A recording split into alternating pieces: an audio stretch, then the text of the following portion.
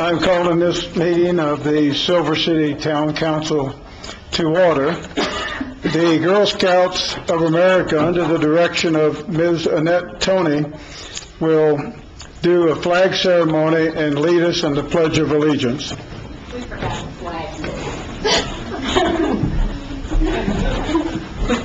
We practiced and left them up there. Okay. You want the New Mexico one? Yes.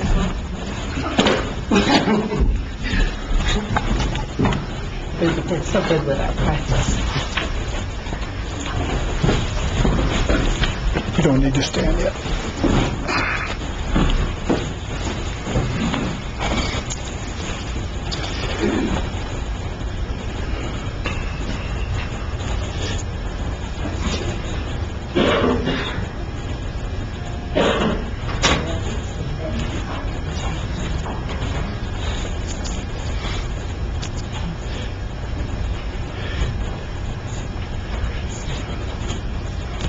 Color guard attention.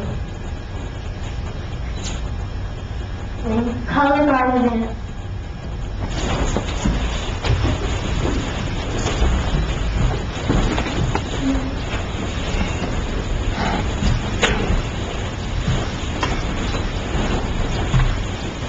Color guard hall.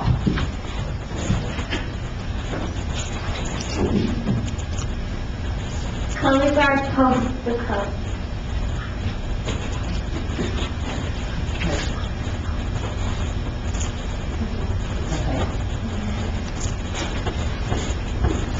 Color guard, please honor the code.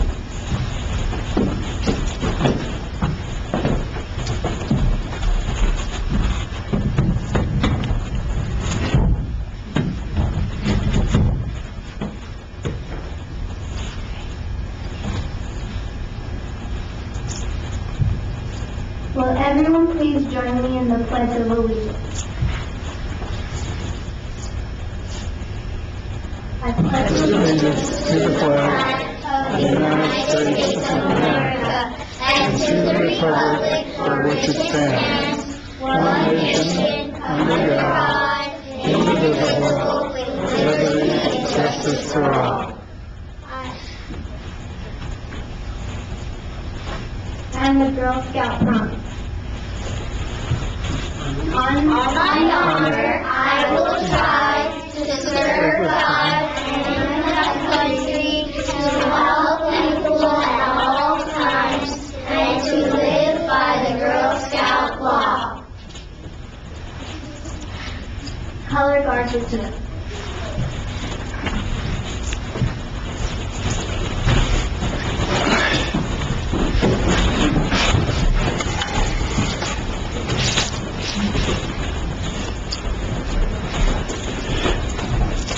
Thank you. Tonight we are seeing the future leaders of our community and of our country. Thank you so very much for doing the colors. The next item on the agenda is changes to the agenda. Do any of the councilors want to make any changes? Next item is proclamations. Since the week of March the 11th through 17, 2018, is Girl Scout Week, the town would like to recognize this with a proclamation.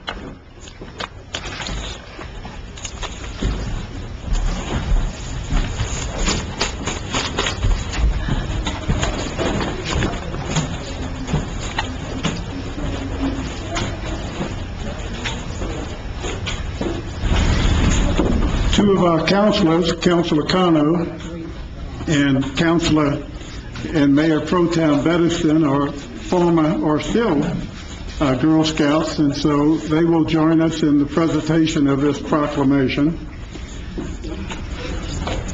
Now, the last time, who did I get to read it? Was it you or you? I don't remember. I think it was me. I don't know. Okay.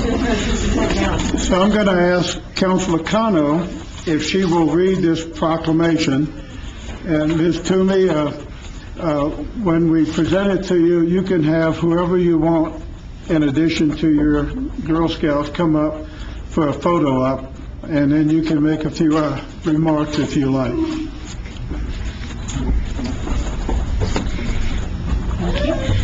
Whereas March 12, 2018 marks the 106th anniversary of Girl Scouts of the United States of America, founded by Juliette Gordon Low in 1912 in Savannah, Georgia. And whereas throughout its distinguished history, Girl Scouting has inspired millions of girls and women with the highest ideals of courage, confidence, and character.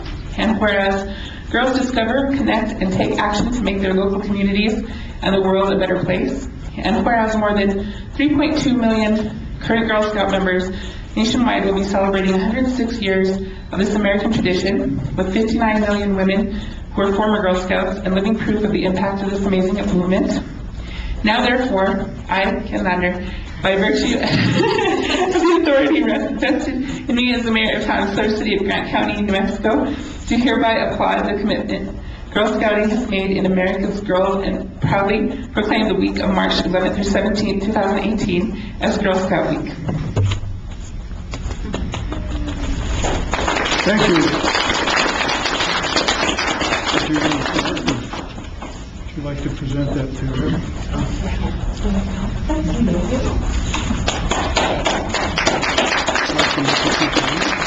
I just want to say thanks to Mayor Ladner for letting us come and do this tonight.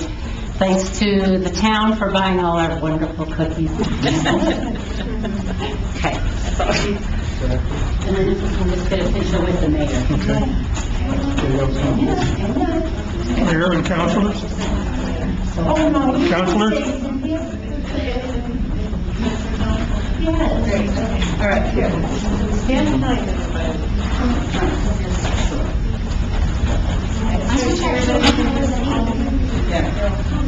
Okay, look this way.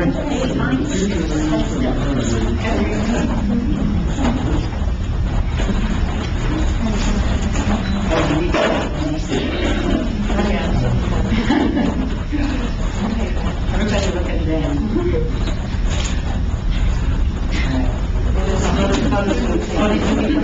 Hey, yeah, let me get one real quick. Girls over here. Girls over here. Okay, all right.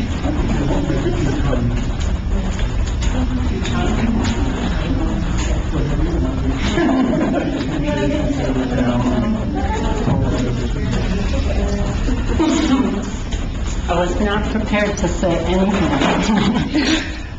Thanks for everybody, and I know Cynthia was a Girl Scout, Councilman Cano, she was a Girl Scout. I'm not sure what else I should say, but thanks for coming. All right, so now go get your cookies. All right, I'll be right back.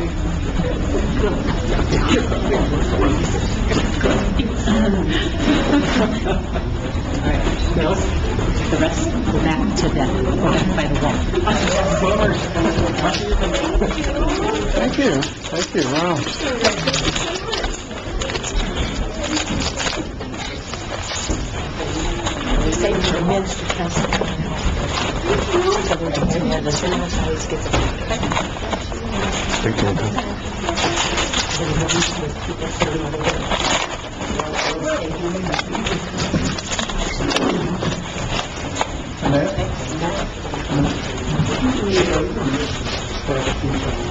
Sure. All right, we can do that.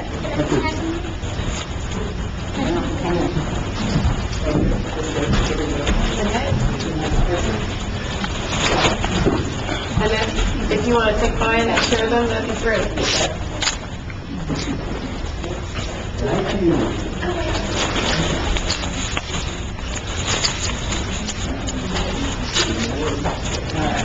And then we're going to share some food.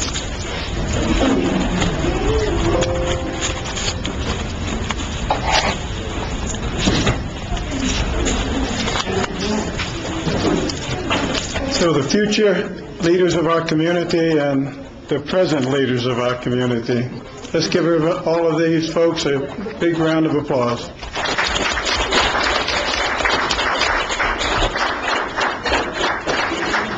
And one of the things that makes a successful scouting program, whether it's Boy Scouts or Girl Scouts, is the support of the parents. And thank all of you parents for coming here tonight and supporting your scouts. The next item on the agenda is council comments. Councilor Kano. Thank you, Mayor. I just also would like to thank the Girl Scouts for being here. I always enjoy the meeting when the Girl Scouts come to visit us a lot. I just have a couple of quick announcements. Well, actually, the first one is I just wanted to recognize WNMU. Yesterday, they had the Black History 101 Mobile Museum come to visit Silver City, and that event was just incredible. Getting to see the artifacts that were there. I mean, I've worked at the WNMU Museum before under Council Medicine, and just I'm a museum buff, so I was really excited with what was brought here, and I'm hoping that they will return again so more members of the community can see the exhibit. The other thing is there's going to be a school safety town hall. I know a lot of people are concerned about school safety, and the Silver Schools are having this town hall next Wednesday, March 7th at 5 p.m. in the Little Theater at Silver High School. So anyone who's interested in that, please attend. And just a reminder that early voting is continuing this week through Friday during business hours at City Hall, and that the municipal election is next Tuesday, and they'll be voting from 7 a.m. to 7 p.m. at the Women's Club. Thank you. Thank you. Councilor Ray. Thank you, Mayor. Real quick, Mr. Brown, may you tell Mr. Robert Esquera and his crew, thank you for fixing up the road on Cooper Street. It was well worth the wait. Okay. Thank you. Councilman Smith. Thank you, Mr. Mayor. I want to extend my thanks to the Silver City Daily Press for holding and still holding candidate forums for all the municipalities here in Grant County. They were well structured, well thought out, reasonably well attended, and I appreciated the opportunity. And particular thanks to Ben Fisher for bringing good questions and getting good questions from the audience. I want to let everyone here know that the Southern Natural History of the Gila Symposium that was held over the weekend was fabulous. And one of the things I most enjoyed was that a Western New Mexico University student is running a research project looking at stormwater drainage through the downtown. I know that our town manager and other folks have been talking about that. Mr. Mayor, you know about that too. But she presented her research. It was so cool to see what it is that they're doing. And I understand that there's going to be some little drones run by Western New Mexico University taking pictures of the area where she's doing her research. So don't be frightened. Just wave at them when they come by. Thank you, Mr. Mayor. Thank you. Councilor Madison. Thank you, Mayor. I know that the Girl Scouts are gone, but for the record, I always enjoy Girl Scout Week as well. And when they come to the council meeting, being a former Girl Scout through to the cadet level. So it's something that was important in my life, and definitely my mother had great influence, as well as my father, in supporting me in that endeavor, and all of my sisters as well. I wanted to make a correction to what I said last week. I made a mistake on the location of the new public parking area. It's on Texas, not on Arizona. I can't believe I said Arizona, but I did. So the new public parking area that the town purchased and that's available for parking is on Texas, just 1 block over from Bullard. Near Market, between Market and, what's the street above Market? North of Market? It's Yankee? No. Kelly is north of Yeah, okay. I also wanted to thank whomever did it, since we all are not quite sure who did it, although I did call into Central Dispatch this morning, for taking down the lane sign that was wrong on South Swan, at the intersection of Swan and Silver Heights. It was different from the pavement markings, and I was concerned about accidents occurring, but I understand from the town manager that within an hour that I had notified him that I had called, it was down. But we're not sure who did it, so we think if it was New Mexico DOT, if it was whomever it may be, we thank you. If it was the fire department or the police department, we just want to say thanks, because it will prevent accidents occurring until they can get the proper lane signage up. And that's all. Thank you. Any other council comments? Next item on the agenda is approval of minutes of the February 13, 2018 regular meeting. Do I hear a motion? Mr. Mayor? Councilor Smith? Thank you, Mr. Mayor. I move to approve the minutes of the regular council meeting of the town of Silver City of February 13th, 2018. Do I hear a second? Mr. Mayor? Councilor Beston? Thank you. I second the motion as stated. We have a motion and a second. Any discussion? Those in favor, say aye. Aye. Opposed, nay. Motion carries. Next item on the agenda is public input. I see that there's one person signed up, Eileen Kingsley. If you would come up to the podium, you have 5 minutes. Thank you, Mr. Mayor.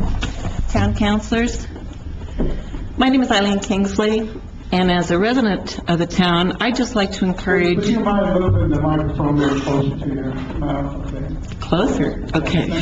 Right. Let me start again. My name is Eileen Kingsley, and as a resident of the town, I'd just like to encourage other residents of Silver City to apply for the recycling committee if they're interested as soon as possible.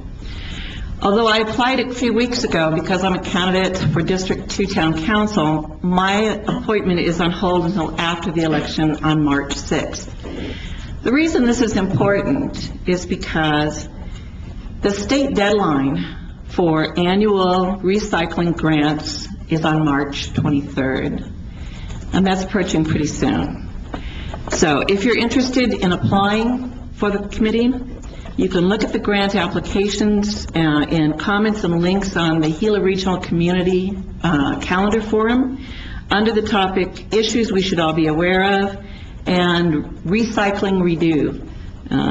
Redo is spelled R-E-D-U-X for those of you like me who do not speak French. Thank you, Mr. Mayor. Thank you. Next item on the agenda is reports. The first report will be the frequency and cause of sirens in Silver City, New Mexico, a citizen science study, which will be presented by Kelly Hart.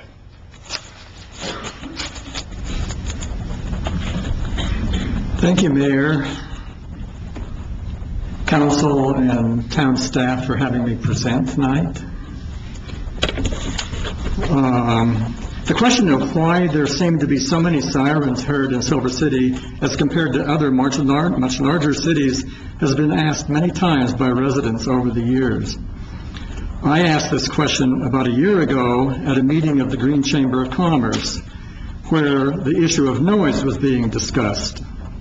Town Councilwoman Linda Amon Smith suggested that I might conduct a study as a citizen scientist to see if I could find a definitive, scientifically based answer to this question.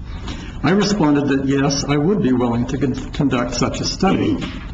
When asked about police policy regarding the use of sirens, Police Chief Ed Reynolds said that the use of lights and sirens is for public safety as well as officer safety. Any emergency call for service which has the potential for loss of life or injury is likely to incur a siren. Additionally, the officers may be forced to use their siren when attempting to make a traffic stop where the violator does not see the approach of the unit from behind.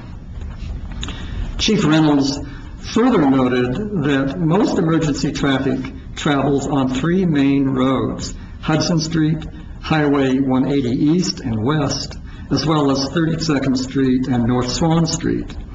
Silver City is the hub for the entire county, and other agencies, including the Grant County Sheriff's Office, the New Mexico State Police, Emergency Medical Services from the Silver City Fire Department, and Gila Regional Ambulance Service are all potentially using sirens.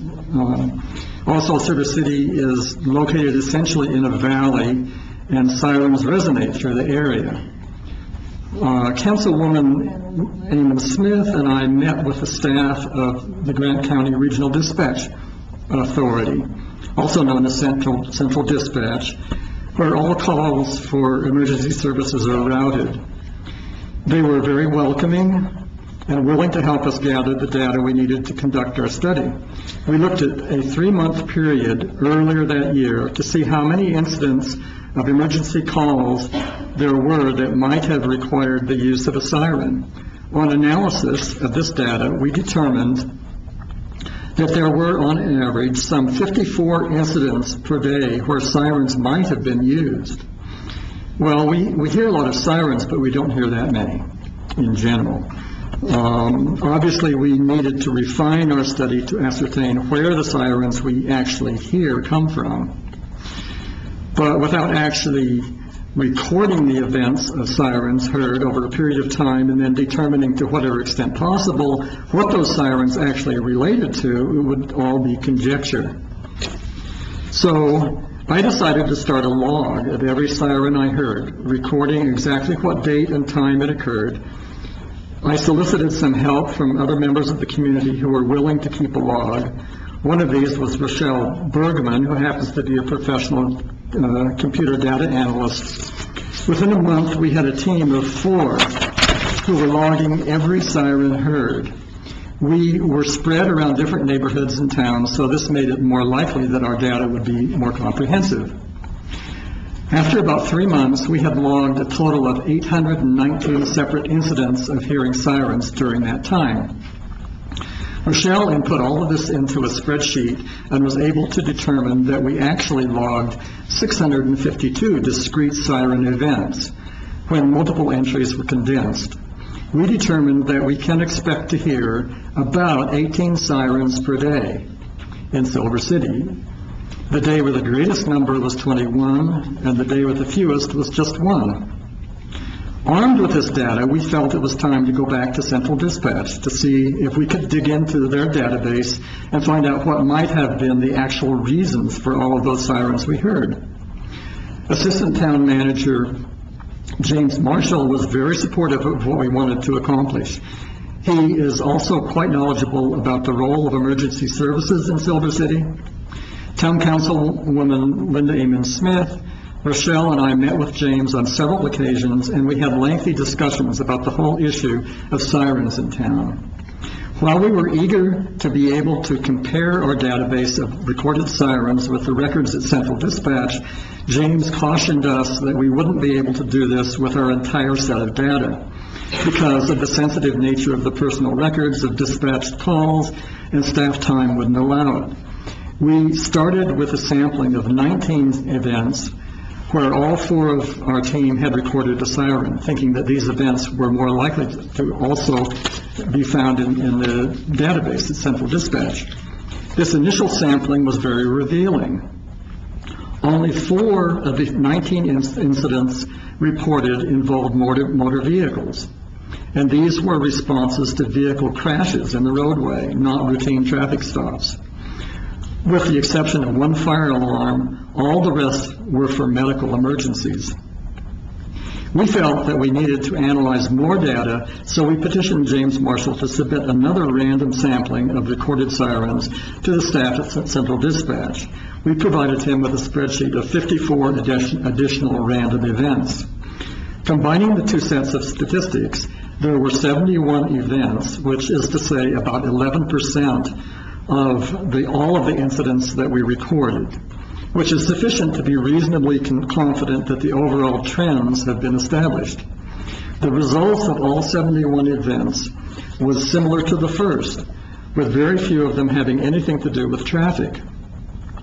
In fact, of the 7 incidents that did involve a vehicle, 4 of those also had injuries to deal with. Most of the events were related to calls for an ambulance or checks on the well-being of citizens. There were only 2 events where there was no corresponding data recorded at Central Dispatch. The trends unambiguously show, by and large, that sirens that we hear have a clearly valid and reasonable cause related to some form of emergency. It is in fact very rare that the sirens have anything to do with normal traffic violations, and those that do involve vehicles are those that are involved in motor vehicle accidents and remain in traffic causing a safety hazard, or where there is an injury that needs attention. 65% of the events had medical causes. 14% were calls for police action, 11% had something to do with a motor vehicle accident. 7% were related to domestic trouble. 3% were fire alarms. The data shows that most of the time there are multiple responders to an incident. Of the 71 incidents, 30 had single responder, while 30% had a single responder, while 70% had multiple responders.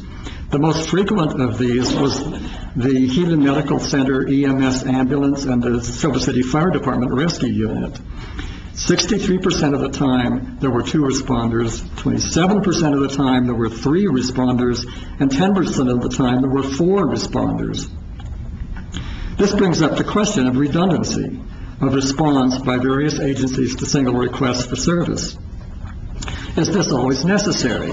Another area where a reduction in the use of sirens might occur is within the protocol of when it is mandatory to sound the alarm.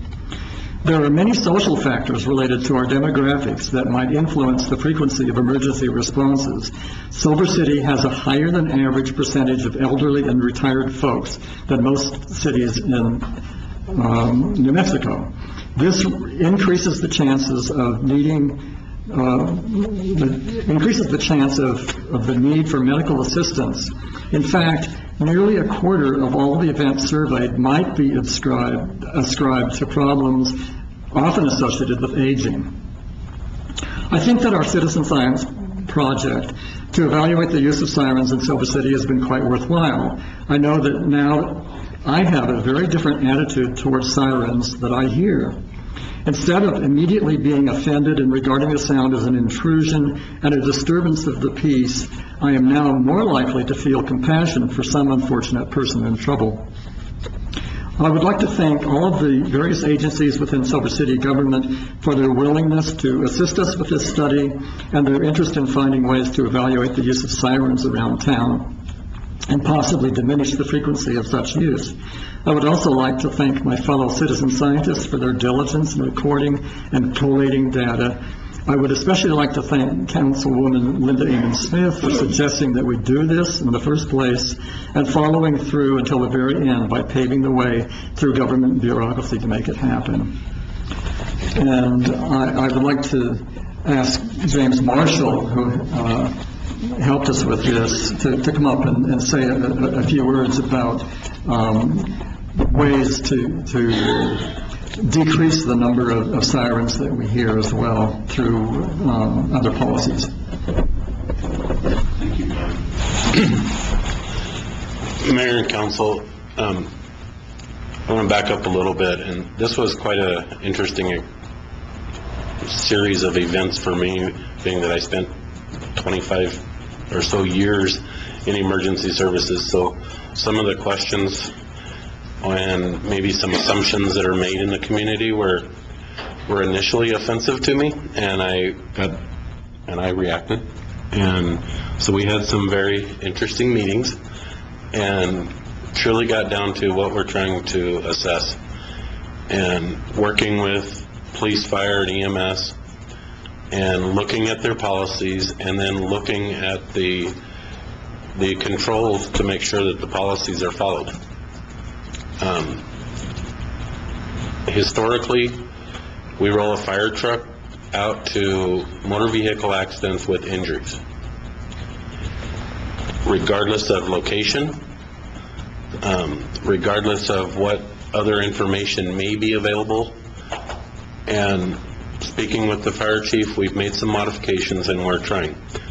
It's speed kills. So when you're looking at an accident at Pine and Kimberly, the potential injury is going to be significantly less than out on the highways, on any of the major highways. So we've modified that policy so that the engines are rolling out to vehicle accidents with injuries on the higher speed corridors. And we'll monitor that and see if it's effective. We're monitoring whether they're actually needed once they get there. you'll notice sometimes when you respond, when you are driving by, the fire truck may be there and it may be parked in a parking lot next to the incident, rather than out in traffic. In some of the higher speed corridors, fire truck is a defensive measure, because looky-loos coming through, staring at the wreck, run into the scene. And having a great big fire truck there to catch those cars before they take out our personnel is sometimes a very good defensive measure that we can take. So we're going to continue to look at our policies.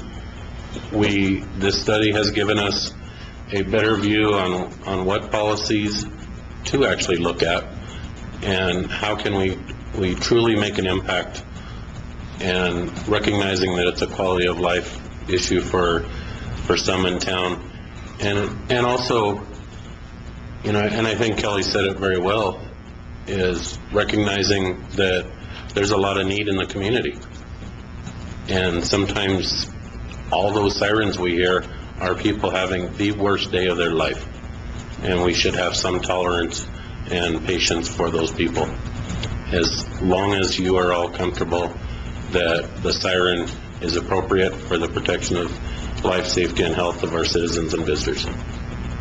We'll stand for questions. Does the council have any questions? Councilman Smith? Thank you. I actually have a clarification question for Kelly Hart. Kelly, could you come back to the microphone, please? When you were presenting your report, I'm thinking you might have misspoken. I'm looking at page 3 of the report, which are actually available for the public comment. That's over there. And it says here that the average sirens we might be expected to hear per day is 8. Is that correct? 8. That's correct. Okay, so that's for the news reporters, 8. Thank you. Any questions from the council? Thank you, Mr. Hart. Next report is the second quarter report on the Silver City Arts and Cultural District's use of lodgers tax funds, and this report will be given by Colleen Martin, who is the Executive Director of the Silver City Arts and Cultural District. Thank you, Mayor. Good evening, councilors, staff. It's a pleasure to be here. I have already sent out the bulk of the report, so I'm not going to read through that or even touch on that in much detail. What I wanted to do this evening was to provide you with a few interesting highlights, which I thought you might be interested in discussing, and also obviously be willing to answer any questions that you may have on any of that material that I already submitted. So to begin with, I thought I would just start out with one of the things that happened during the last quarter, which is that we had commissioned a marketing strategy report from SkyWest Media, and we got the results of that report mid-December, mid to late December. And so I wanted to run through those with you very quickly. Some of the conclusions were that our websites are rather weak in terms of their, not only their functionality, but also in terms of the dynamism of their content, and in terms of analytics. Secondly, they found that we weren't doing quite enough Facebook advertising. We were doing boosting of posts, but not enough actual advertising. They felt that we had an excellent Instagram strategy, and that we needed to review the reach and scope of our print advertising in a number of different markets, particularly to review the print reach that we have in California and Colorado markets.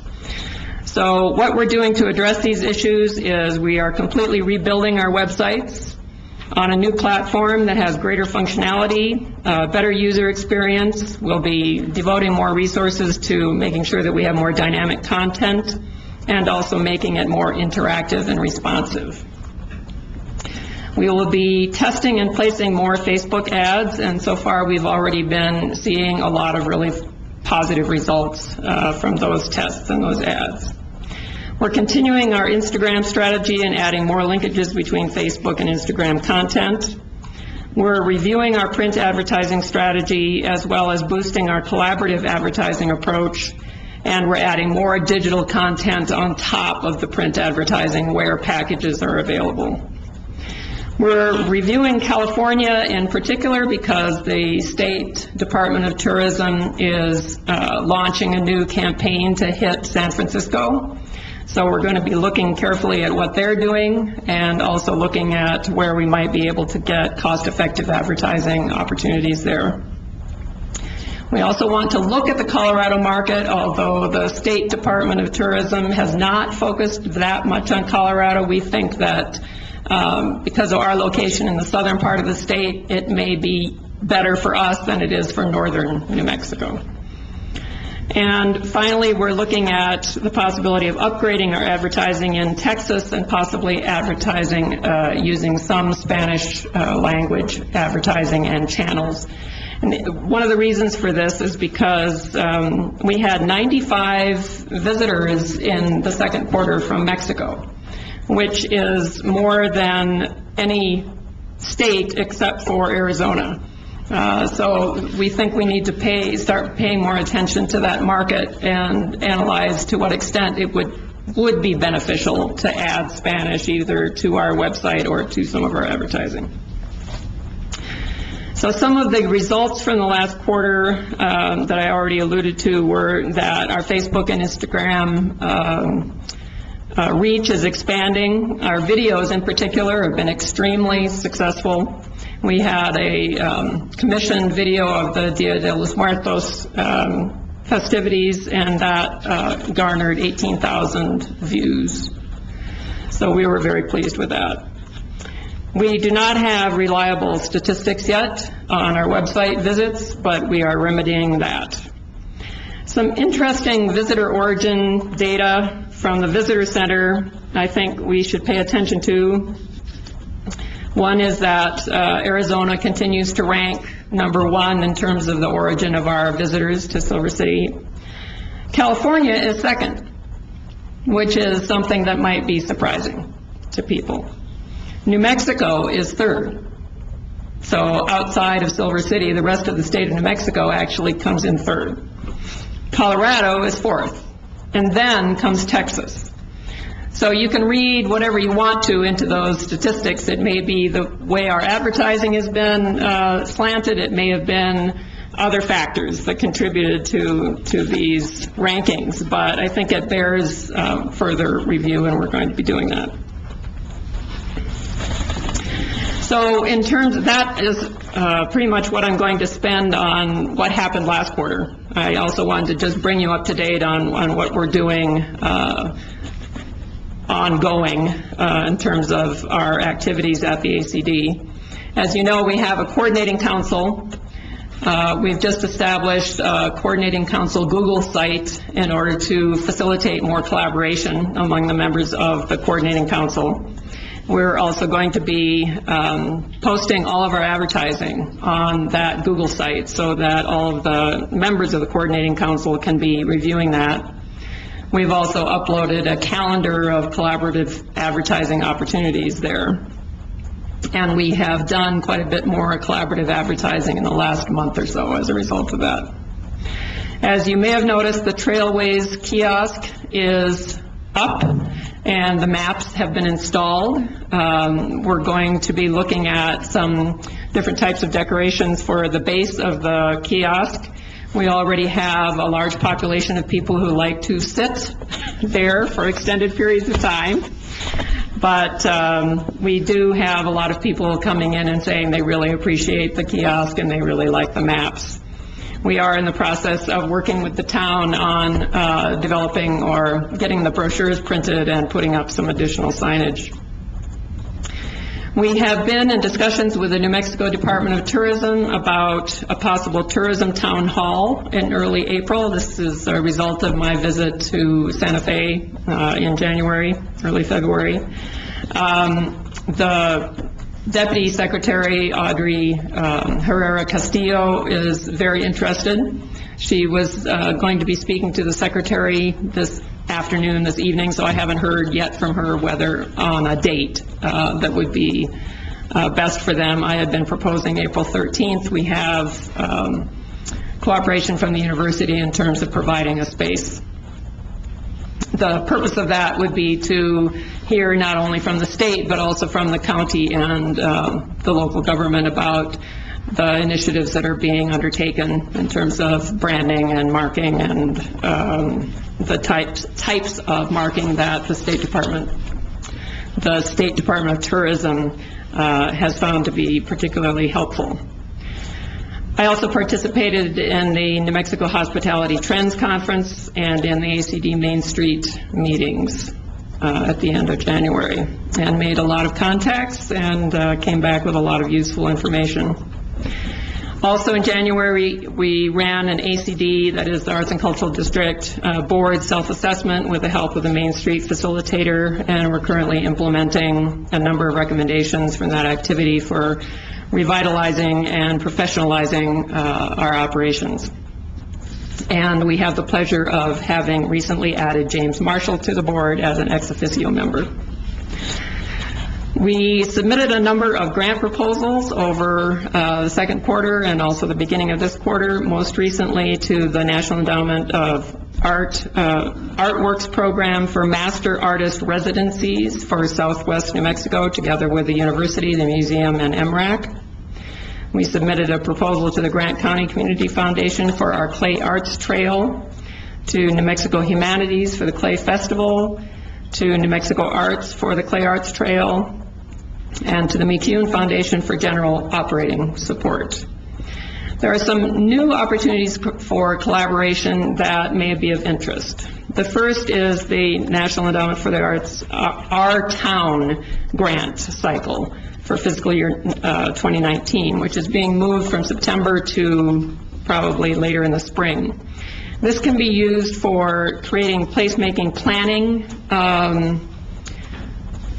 programs and for arts and cultural investments. So that is something that I think would be interesting to discuss with the town and with other organizations that want to collaborate with us on that. There's also an opportunity under the Creative Capital Grants Program, which is a function of Creative, it's a company, and now I'm blocking on the name of it. But in any case, they help young artists develop their business skills, and mentoring for these artists to prepare proposals is something that we're interested in fostering. We're also looking to try to engage with the Kresge Foundation around the whole idea of creative placemaking, planning, and investments. And there is a very interesting result of the last legislative session, which has to do with the Economic Development Department, which has received a bit more funding. And one of the things that they are doing is entertaining proposals from communities around New Mexico for creative economy initiatives. But these need to be linked to updates in the MRA, which has been, I think, changed from a metropolitan regional, what's the A stand for? Act, right, to municipal. So I think that so far they've received proposals from 4 towns, and in light of the fact that the cultural plan for Silver City was last amended or updated in 2009, and the last MRA was in 2012, it might behoove us to look to them to see whether there would be any interest in giving us some additional planning funds to update those documents, or to at least look at whether those updates are needed. So that's the end of my highlights report. Is there any questions? Questions? Councilor Smith.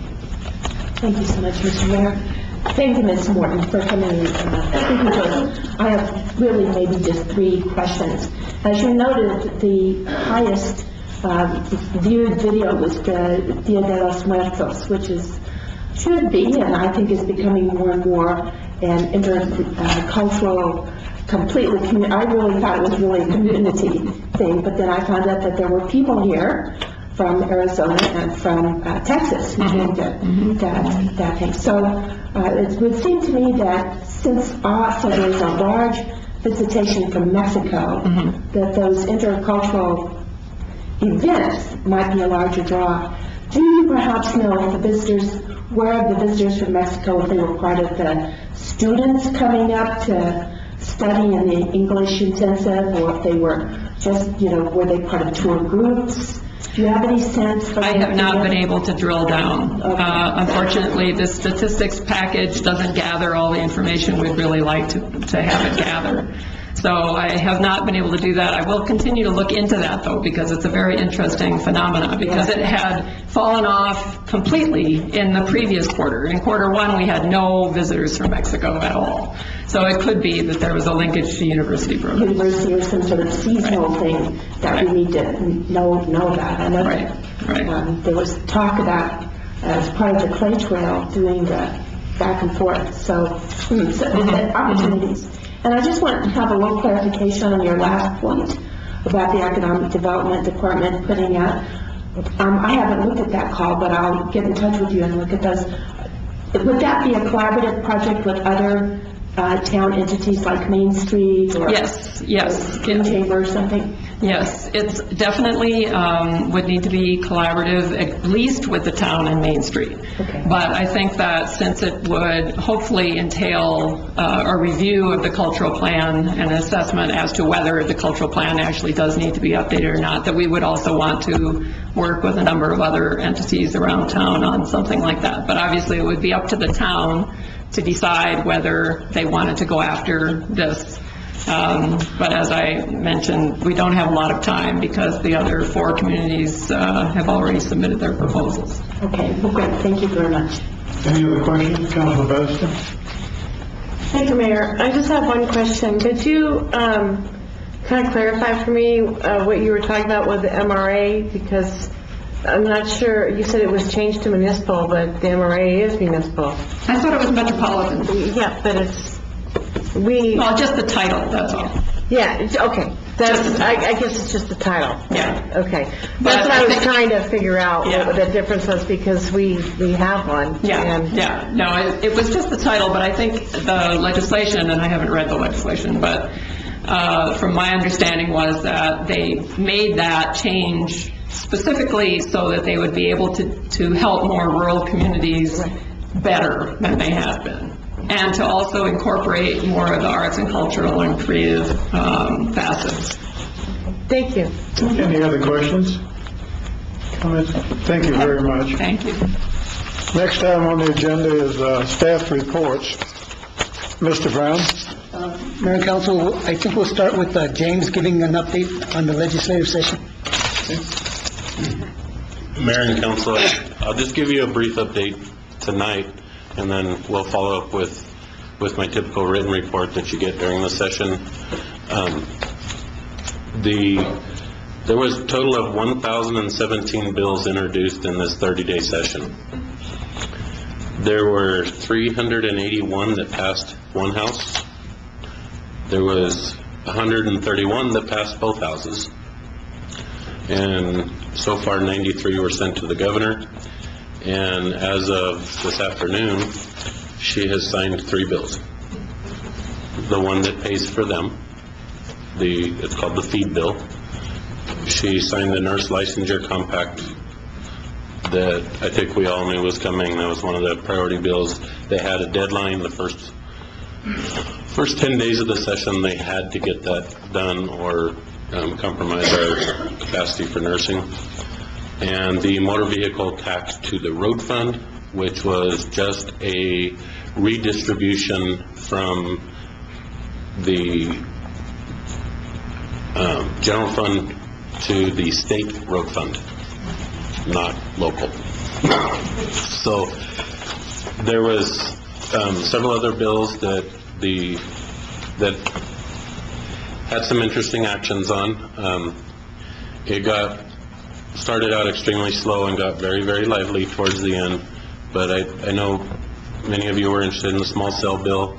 That did pass. There was tons of negotiations on that bill, and the Municipal League was confident that municipalities can pass appropriate ordinances to protect our interest in the right-of-ways. I'm not as confident as Municipal League. The Local Election Act, that was another one that we spent an enormous amount of time, and the nights that I sent you reports at 11 o'clock was because I was still working on that bill mostly. So that one did pass, and you'll notice that as of the final passage in the legislature, there is a section that is pertinent only to Silver City, and that was very difficult to get. There's a ton of other bills, and I'm not going to go into all of them until we find out what the governor does. If she does not act on these bills by March 7th, then they will be considered pocket vetoed and dead. So we don't need to talk about a bunch of legislation that may not have a life. Thank you. You could email us later kind of a overview of that. Does the council have any questions for Mr. Marshall? Council. I just want to thank you, Mr. Marshall, for all the work you did up there to look out for the town, and especially with the Local Election Act. If she signs it, then, you know, I don't think can she cross out that language? I don't believe so. I don't think she can. Because it's not a financial... It's not an appropriation. Right. So it should stay. She could veto the whole bill. Right. There is some... The legislature is still not satisfied with the bill. It was truly a consensus more than an agreement. And I know that at least one municipality is not happy with it. I'm not talking about Silver. I'm talking about a larger one. So thank you very much for all your hard work and for keeping us updated. Thank you. And for all the staff that assisted you. So thank you. Any other comments? Councilor Amos? Mr. Brown, next report. Okay, Madam Council, when we talked earlier, I told you I was going to talk about the affordable senior living. I'll talk about that later in the agenda because we actually have an agenda item on that. But I did want to talk a little bit about recycling because I actually signed a PO because our recycling efforts have been growing. Originally, when we started the curbside recycling, the automated curbside recycling, we purchased 2,500 containers. We initially gave out 1,800 containers. We're out of containers. And so basically the program has grown by 28% in the last year. And so we just purchased another 500, I believe, 500 or 600 containers. So that is growing. Number two, as you might have read, the council knows about this, but as the public might have heard in the news, in the press release from the state auditor, the town did have a former employee of the town who we've found some information that the employee may have embezzled a little over $12,000 through the purchasing card process.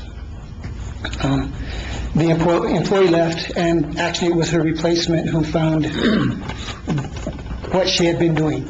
It was very technical. In fact, both our previous auditors and our current auditors said, based on the fact that they do everything on samples, there's almost no way they would have caught it, but she did catch it. So the information was reported directly to the state auditor. It wasn't reported to the town and management. It was reported to the state auditor. The state auditor reported it to us, to management, and then I reported it to the state police, where it's at now. I also decided, because of the way it was done, and other things were done through this entire process, that we needed to, I wanted to, identify the full extent of the embezzlement, as well as identify weaknesses in our policies. So I requested a special audit, which was released. That's what the state auditor released. That was not required, but because I wanted to make sure we knew the true extent of everything and make sure that the public knew we were going to clean things up. I contracted for that special audit, and you can read it in the state auditor's website. I was a little disappointed because somebody reported that I contracted that state audit illegally. The state auditor and our auditors both made sure that these people knew that it was not illegal what I did. I was just making sure everything was public. But if you read the audit, it's very clear. And you'll see. But we have also contracted with the previous auditor that we had to update our policies. And I will start getting the first drafts tomorrow. And we're hoping to be finished by the end of March. After that, we will bring the updates for your approval. And Any questions?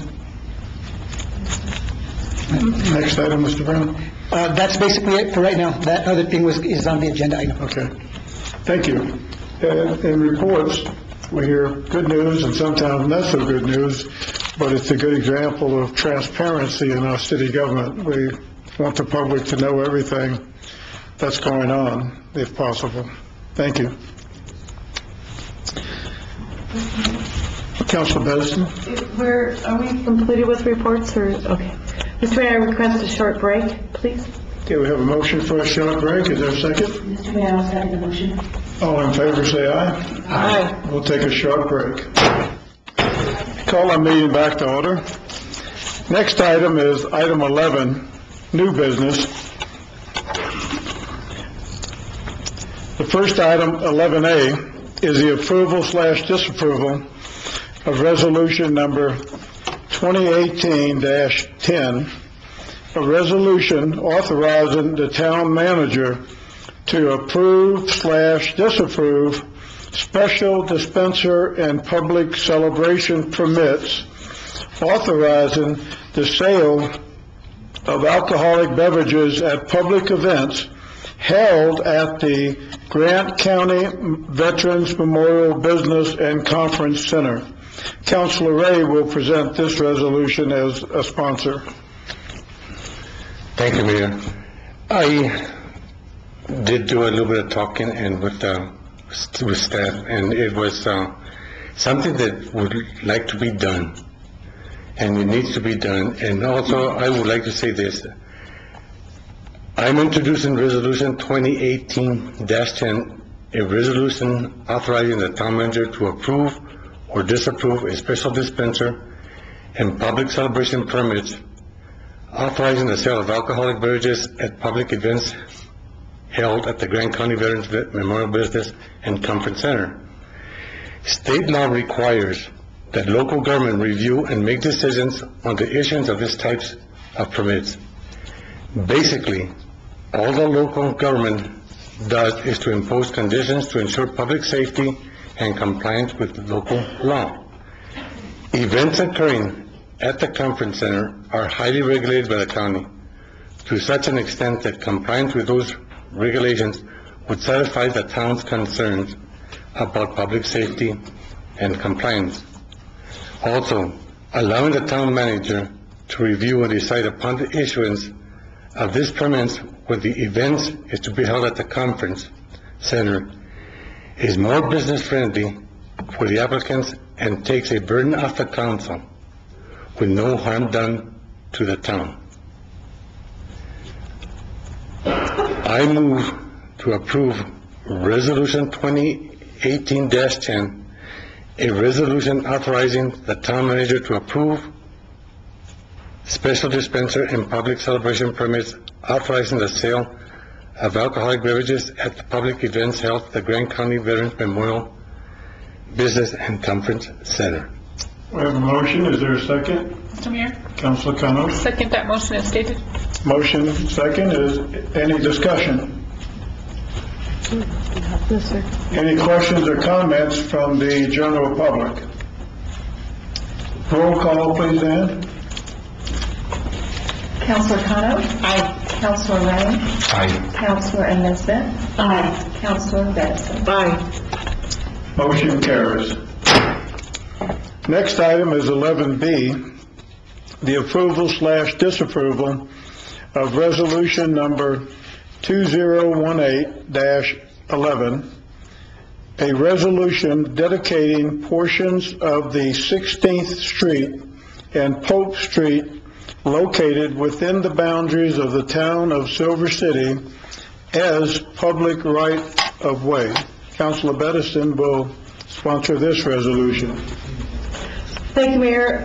If I could have Mr. Brown explain this, because I know the plats that are attached are not as explanatory as other ones, so can be. Council, we've been working with Bethel Development on the senior affordable housing facility that they were awarded the credits for. And they are finalizing their financing, and as part of the requirement of the financing, they needed a public right-of-way into the facility. And as through part of the research, we found out that that little section right in front of the entrance into the Old Hillcrest Hospital site actually is not dedicated road, a dedicated road. It's town-owned property, but it's not a dedicated road. The bank was agreeable, and so was the what's the company? Bank of America and the title company.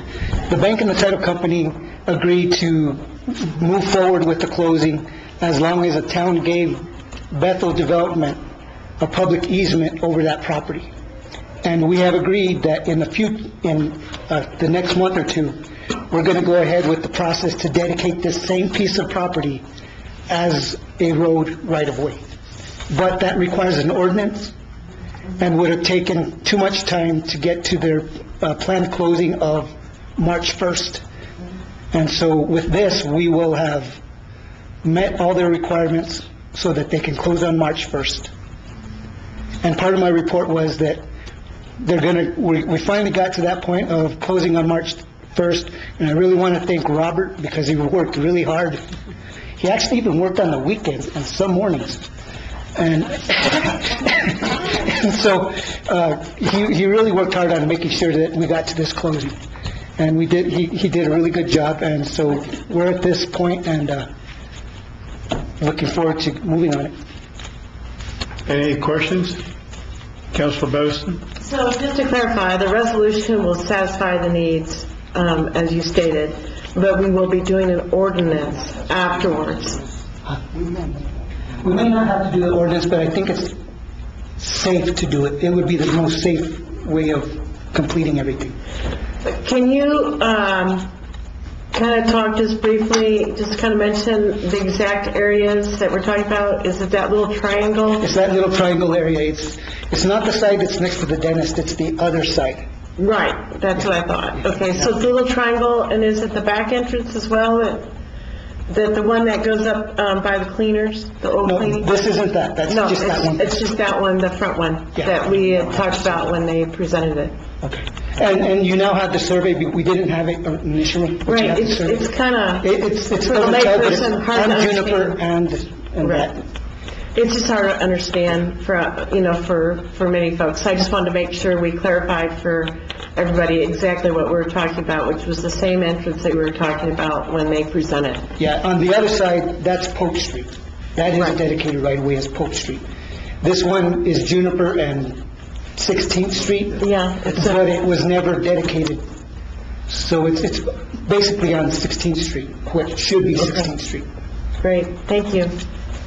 Mr. Mayor, with that, can I... Any other questions? Councilor Benson?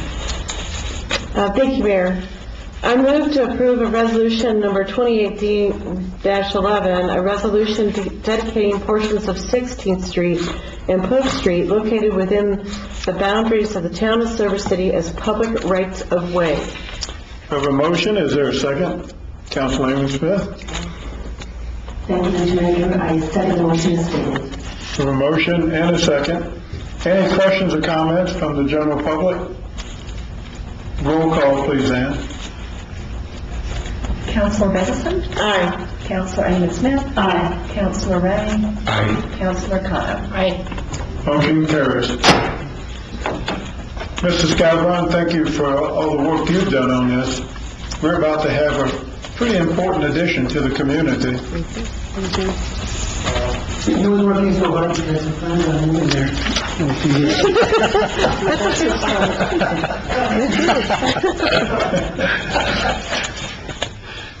Next item is 11C, the approval/disapproval of bid number 17-18-3, College Avenue Phase 2 roadway and drainage improvements. Mr. Brown? Mayor, Council, this is actually a Colonias project that we were awarded 2 years ago. We basically had received funding for the roadway replacement, sidewalk, curb gutter, drainage, and the painting of the lines and everything. But Dr. Shepard requested that he had some money available, and he requested that we work with them so that we could turn it into a entrance into the university. And what he wanted to do is add some vegetation, some trees, lighting. They're going to have the actual same lighting that we have downtown. And they are paying for the utilities to be all put underground. So in that street from West up to East Street, we will not have any above-ground utilities. The university is paying to put them underground. And so with that, the scope and size of the project has increased substantially. We've agreed that the town would pay for the original scope and that the university would pay for all the additions. It's going to be really nice. I mean, we're going to even have bricks, crosswalks. They're going to have planters, trees, planters where they can't put trees, and they have the irrigation system. They actually have electric boxes next to the trees so that they can put the sparkly lights up at night and stuff like that. So it's going to be really beautiful. And so with that, basically, bid lot number 1 is the town's responsibility. Bid lot number 2 is the university's responsibility, and we share the gross receipts taxes appropriately, proportionately to the cost. They are reimbursing the town for the cost of the engineering for their portion of it. We will pay our portion, which our portion is actually our grant match for the grant construction. We really actually came out really good because the grant was $903,000, and we only have the portion of the project that is attributed to the town as bid lot 1. It's staff's recommendation to award the project to Southwest Concrete and Paving, both bid lots. Bid lot 1 for $666,747,000. Bid lot 2 for $724,952.75, plus gross receipts taxes of $111,335.98 for a total of $1,503,035.73. Now, the university will reimburse us for their portion. Because we have more money than we need, we are probably going to be able to pay for part of the university's portion of the project. So we're working very closely with them, and so the town is covered. We just need to make sure we're working with the university, and because it's a government-to-government transaction, it's all legal to do it. So we're really ready to move forward on this project. Any questions for Mr. Brown? Comments? Councilor Amon Smith. Thank you. Thank you, Mr. Mayor. This downtown stormwater project that young Raven Jackson is working on, looks a lot at College Avenue. And when I talked with her, I told her that there was a big project going on. She might come and talk with you about that project. I think we talked a little bit about Did you talk to her a little bit about it? when We had a meeting A little already. bit, yeah. we talked about it, yeah, and the drainage, the way it's designed, it's not designed to be a thoroughfare for all the water to go straight down We College want to Street. spread We're it. trying to spread it off to all the side streets as we go down. Let it slow down, spread, and seep in. Yeah. Okay, thank you. That was my question. Any other comments? This is a great example of the town and the city and the university working together on a project. And Mr. Brown has performed some great miracles working us through all of the complications that can arise when you have this type of partnership. So thank you, Mr. Brown, for all that you did there. Do I hear a motion? Mr. Mayor? Counselor, College Avenue is, part of it is my district and part of it is another councilor's district, Councilor Kano. So, is it okay if I make the motion? Let's try to make it simple then. I move to approve per staff recommendation,